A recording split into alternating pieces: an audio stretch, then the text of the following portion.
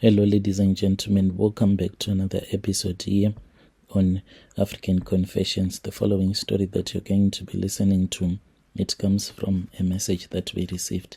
The translation reads like this: I have been carrying this secret for years in my heart, so I really cannot live with myself anymore, for it is really painful.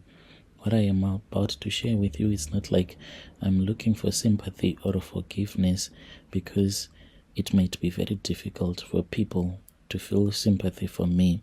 But maybe if someone hears my story, they would learn from my story. Like, you might call someone your friend, but in the end, that person that is close to you will be the one that will end up doing bad things to you, all because of jealous. Jealous is a spirit that is the same spirit of witchcraft.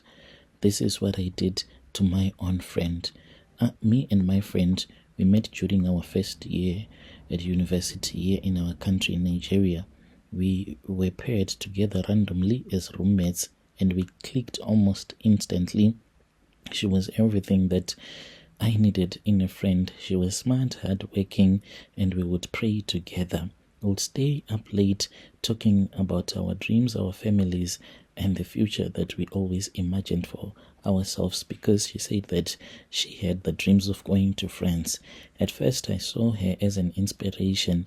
She was someone that was inspiring almost to everyone. I wanted to be like her. I wanted to be focused as she was, always to be on top of my game. But as time went on, that was when everything started to shift. I struggled to keep up with my studies, whilst she was excelling effortlessly. She was the one that everyone was praising. She was smart, I do not want to lie. She was even partnering with this other professor, in which I had a crush for that professor. And this made me to hate my friend a lot, and I did not like about the way that people used to say that she was smart and all of that. That was when I started to think about it. I heard that she had just received a scholarship in France for being the top student in our department. This was after she had gone on a fasting period. She encouraged me to do the same, but I did not want, because I loved food. I loved to eat. Everyone was just congratulating her. I also smiled, but I was really angry, because I was like, why not me? Why is it that she will be the one who got this scholarship? It was that night that a friend made a comment, like a joke, really. She said, you need a herbalist to slow that girl down. We laughed about it at the time, but that idea stuck with me. The thought of me leveling the playing field became like an obsession to me.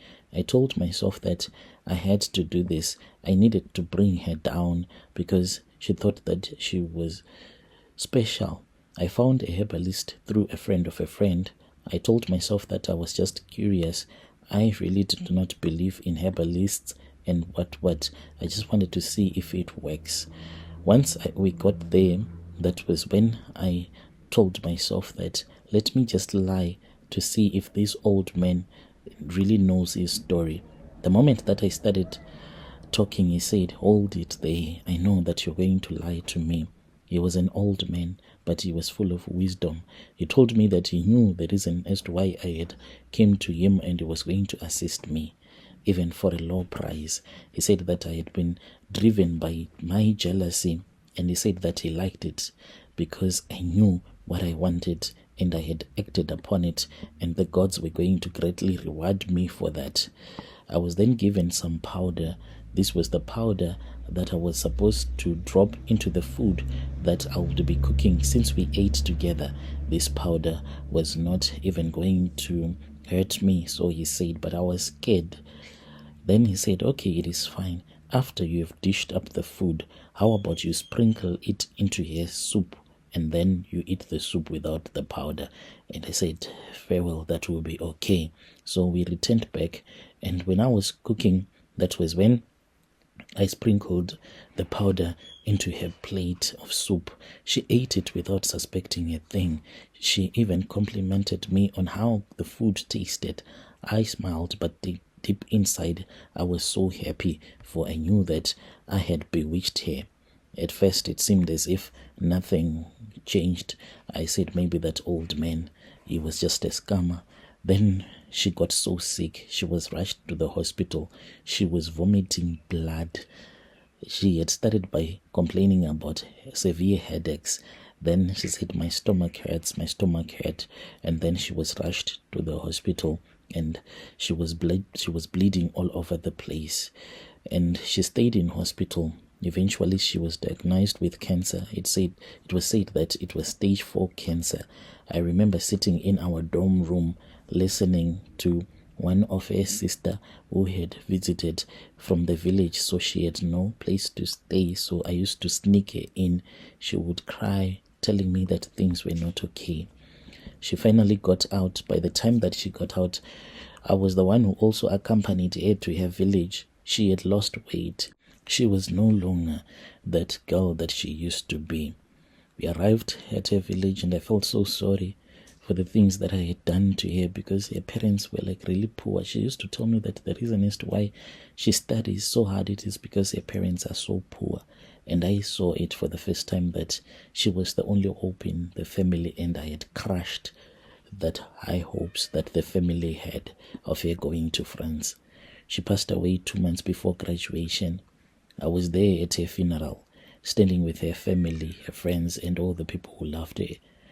They cried about how bright her future was supposed to be, how much potential that she had, and how unfair it was that her life had been cut short.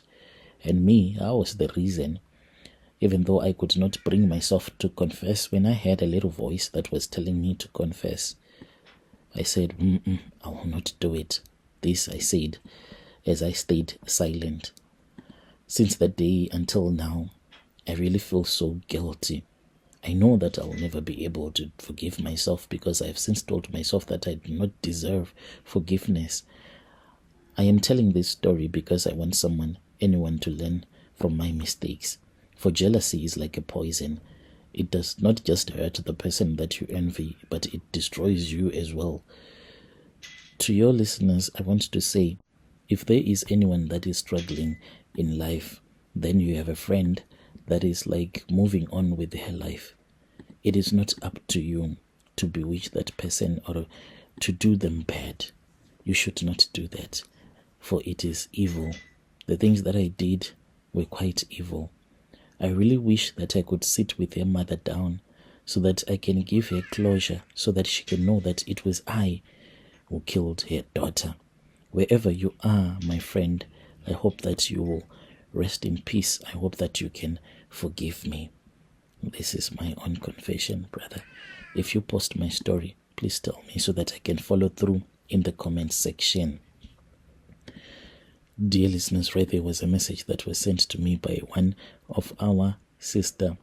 If you have any confession that you might have, you can try to contact us on our WhatsApp number. Then we will share your confession here on our channel. Strange things indeed, they do happen in this world.